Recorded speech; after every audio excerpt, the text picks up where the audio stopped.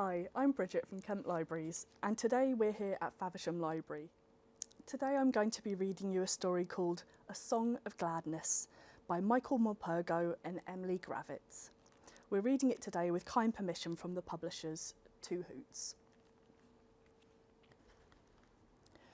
I've been talking every morning to Blackbird, telling him why we are all so sad.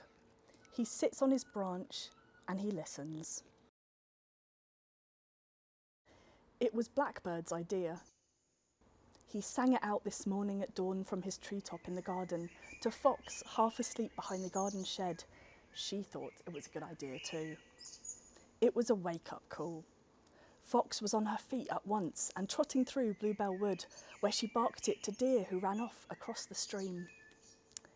Kingfisher was there, otter and dipper too. They heard and piped it on, and swallow swooped down over the meadow and passed it on to cows waiting to go into their milking, and to sheep resting quietly under the hedge with her lambs in the corner of the dew-damp field.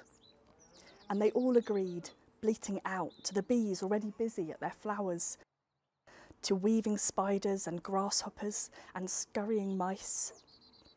Trees were listening too, all the trees, waving their budding leaves in wild enthusiasm. High above in the skies, clouds gathered, driven by wind, and wind took Blackbird's idea over the cliffs, over heaving seas, where gulls and albatross cried it out, and whales and dolphins and porpoises heard it, and they wailed and whooped it down to the deep, where turtles listened, and they too loved the idea. So did plankton, and every fish and crab and sea urchin and whelk. They all whispered that it was a fine notion, the best they had ever heard. In rivers, salmon and sea trout leapt for joy to hear it. Eagles soaring above on wide wings flew over the mountains, crying it out loud. And the echoes were heard deep in the dens below, where slumbering bears listened, lost in their dreams of spring. They snored and grunted their approval, even in their sleep. Snows melted at the thought of it, and the whole wonderful idea flooded down the mountain streams and far out to sea,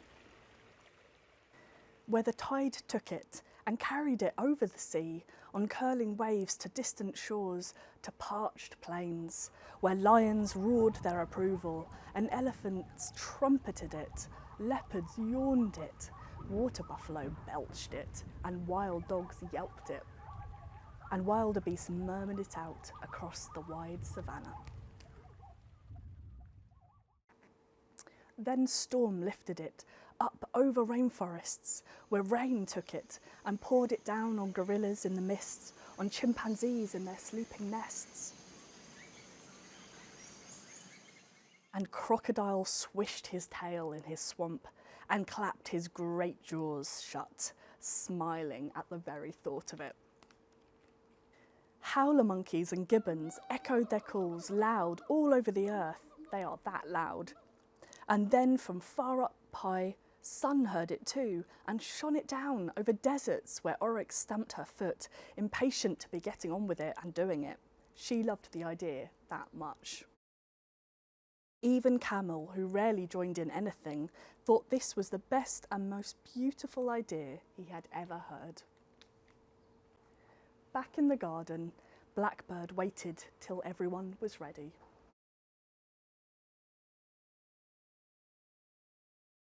And then he began to sing.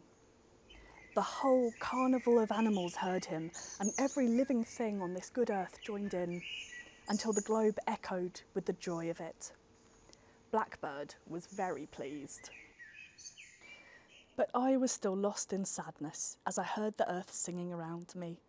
It was a song of forgiveness, I knew that. So I asked Blackbird if I was allowed to join in, and he sang his answer back to me. My friend, why do you think we are doing this? We want you and yours to be happy again. Only then will you treat us and the world right, as you know you should. Only then will all be well. Sing, my friend, sing. Our song is your song, and your song is our song. So I sang. we all sang away our sadness.